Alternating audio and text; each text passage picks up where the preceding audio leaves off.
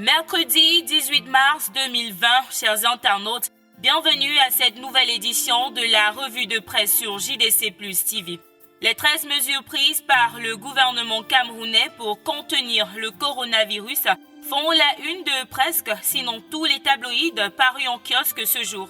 Le tri-hebdomadaire Le Soir parle des 13 nouvelles instructions de Biya aux Camerounais au terme d'une concertation intergouvernementale tenue hier mardi 17 mars à Yaoundé. Le Premier ministre, chef du gouvernement Joseph Diangoutè, a énoncé une série de mesures préventives contre le coronavirus.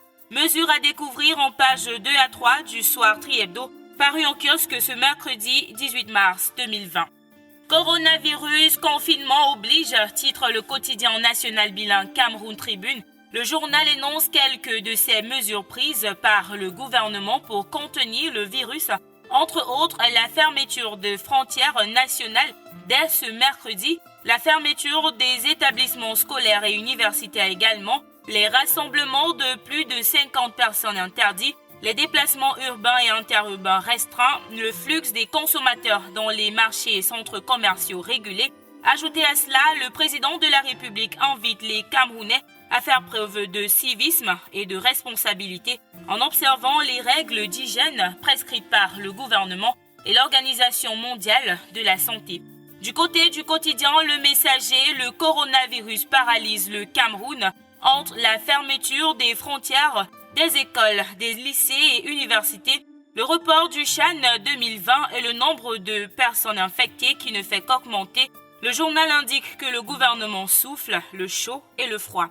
Et justement parlant du CHAN 2020, reporté à cause du coronavirus, le quotidien Le Jour indique que la Confédération africaine de football l'a annoncé hier dans un communiqué. Le report a fait suite à une proposition du comité local d'organisation de la compétition, le COCAN, sous la conduite de son président, le professeur Narcisse Mouele-Kambi, ministre des Sports et de l'Éducation physique.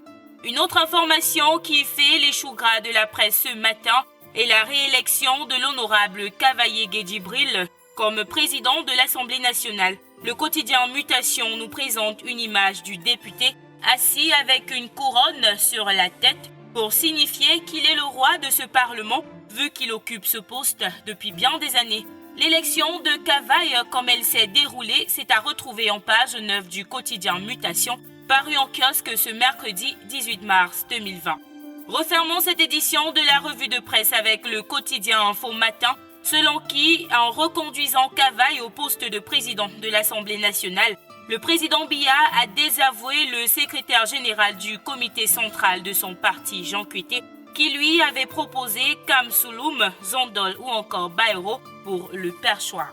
Et voilà qui vient mettre un terme à cette édition de la revue de presse sur JDC Plus TV. Merci d'avoir regardé. À demain.